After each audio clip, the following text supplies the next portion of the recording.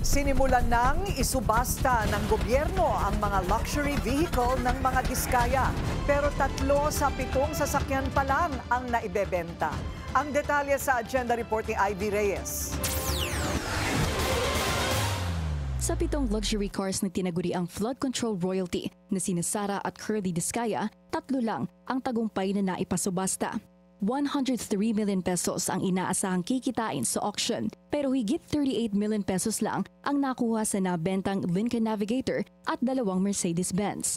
2022 Mercedes-Benz AMG at 2019 Mercedes-Benz Brabus sa Simplex Industrial Corporation napunta. Sa La Central Jewelries naman ang Lincoln Navigator.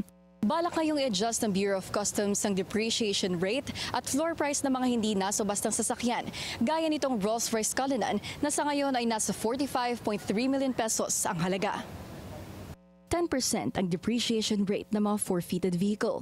Para maisubasta ang natitirang 4, gagawin itong 16%.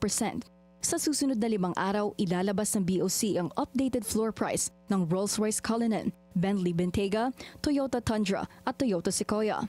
Bagaman hindi naisubasta ang lahat ng mga sasakyan, hindi dismayado ang gobyerno dahil mas mahalaga raw ang simbolismo ng pagbawi sa pera na mga ninakawang taxpayer. Alam ko naman na yun ay hindi napakalaking amount.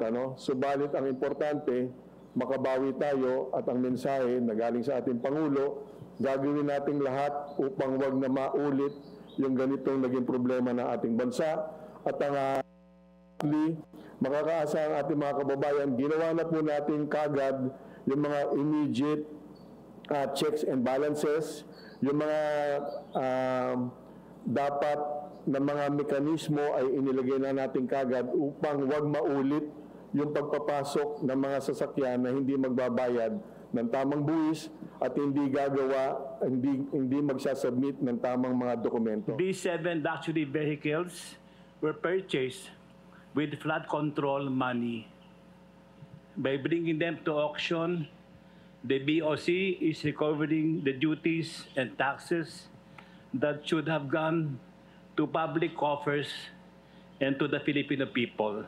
Mahigpit ang vetting ng customs sa mga nais lumahok sa bidding dahil hindi raw nila pwedeng hayaan na kung sino-sino lang ang sumasali sa auction.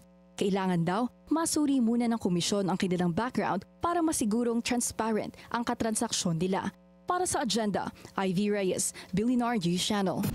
Manatiling nakatutok sa Billionaire News Channel. Sumubaybay sa aming social media accounts at mag-subscribe sa aming YouTube channel para sa mga bago at eksklusibong balita.